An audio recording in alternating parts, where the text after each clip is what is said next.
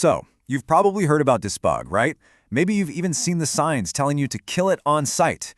We're talking about the spotted lanternfly, an invasive insect that's causing millions, and I mean millions of dollars in damage across the United States. So in this explainer, we're going to break down why this bug is such a huge deal, and most importantly, what you can actually do to stop it. I mean, first off, just look at it. With those spotted wings and that flash of bright red underneath, you got to admit it's a pretty striking-looking insect. It's unique, almost beautiful in a way. But you can't let its looks fool you, not for a second. And that really is the big question, isn't it? Why is the official advice for this colorful little creature basically, if you see it, you squish it? Well, the answer is that this bug poses a massive, and I mean massive threat to our agriculture and even just our own backyards. See, the spotted lanternfly isn't from around here. It's an invasive plant hopper, and its native home is China. It was first spotted here in the U.S. way back in 2014 in Berks County, Pennsylvania. And ever since then, it has been spreading like wildfire. So how does one little bug cause so much trouble? It all comes down to this one word: honeydew. As these lanternflies feed on the sap of, get this, over 170 different kinds of plants, they excrete this super sticky, sugary waste product. And it's not just messy, it's the key to all the destruction they cause. Right, so this is where the real 1-2 punch comes in. That sticky honeydew becomes the perfect breeding ground for this nasty fungus called black sooty mold. This stuff coats everything, leaves, branches, you name it, and it literally suffocates the plant by blocking the sunlight it needs to survive. This can stress plants out, and yeah, it can absolutely kill them. And beyond the damage to our trees and parks, this invasion comes with a very, very serious price tag.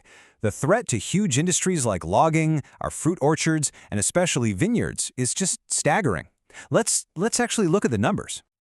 Okay, so a study from Penn State figured out the annual economic damage is already at $50.1 million. But get this, that's just inside Pennsylvania's initial quarantine zone. So as bad as that number sounds, it's really just the tip of the iceberg. Now here's the number that's truly scary. If this pest were to spread throughout the entire state of Pennsylvania, researchers estimate the potential damage could explode to $554 million every single year. And you know, it's not just about dollars and cents, it's about people's livelihoods. That potential spread, it threatens nearly 5,000 jobs in Pennsylvania alone. The stakes are incredibly high, which is exactly why we all need to know how to fight back. All right, so to really combat this pest, you've got to know what you're looking for. And believe me, it doesn't look the same its whole life. So let's just quickly walk through its one-year life cycle. The lanternfly has just one generation a year. It starts as an egg mass that survives the winter, then the nymphs hatch in the spring, they grow all summer, and finally they become adults from midsummer until the first real frost hits. Okay, this right here is maybe the most important stage to find. The eggs. From September all the way through June, you want to look for these. Well, they look like smears of mud. You can find them on any hard surface, trees, rocks, cars, patio furniture, anything. And each one of those little patches holds 30 to 50 eggs, so you can see why destroying them is so important. Then, starting around May, those eggs hatch into these little guys, nymphs. At first, they're just black with white spots, but as they get older, they develop these really vibrant red patches. They're super active, always hopping and crawling up trees to get a meal. And finally, we have the adult.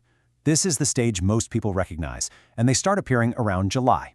They're about an inch long, and what's interesting is that while they can fly, they're actually pretty clumsy at it. They'd much rather hop. This is when they mate and lay the egg masses that start the whole cycle over again. All right, so now you can spot the enemy at any stage. Let's talk about your battle plan. There are some really direct, really effective things you can do right in your own yard. Experts basically point to a 4-pronged attack for homeowners.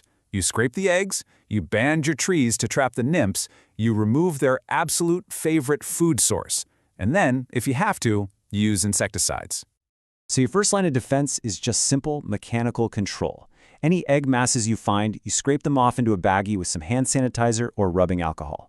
In the spring, you can wrap sticky bands around tree trunks to catch the nymphs as they crawl up. And this one's huge. If you have the tree of heaven on your property, get rid of it. It's an invasive plant anyway, and it's the lanternfly's #1 favorite meal. And hey, here's a fantastic, super cheap tip from the community. It's as simple as a spray bottle with dish soap and water. As this Reddit user points out, the soap basically clogs up the lanternfly's breathing holes. They can't clear their airways and they die really quickly, all without spraying harsh pesticides all over your yard. Now, taking care of the pests in your own yard is absolutely critical. But the bigger fight, the one we all have to be in on, is stopping them from spreading to new places. And that's because these bugs are expert hitchhikers. The government agencies have really boiled it down to a simple, catchy slogan.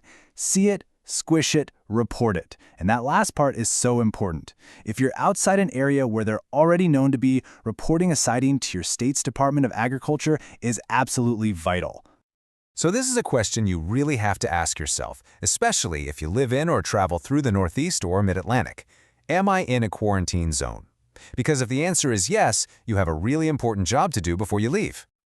Okay, so here's a mental checklist to run through before you drive out of a quarantined area. You got to do a thorough inspection. Check your wheel wells. Look in the bed of your truck or on your trailer. Check any outdoor stuff you're hauling, barbecue grills, furniture, even lawnmowers.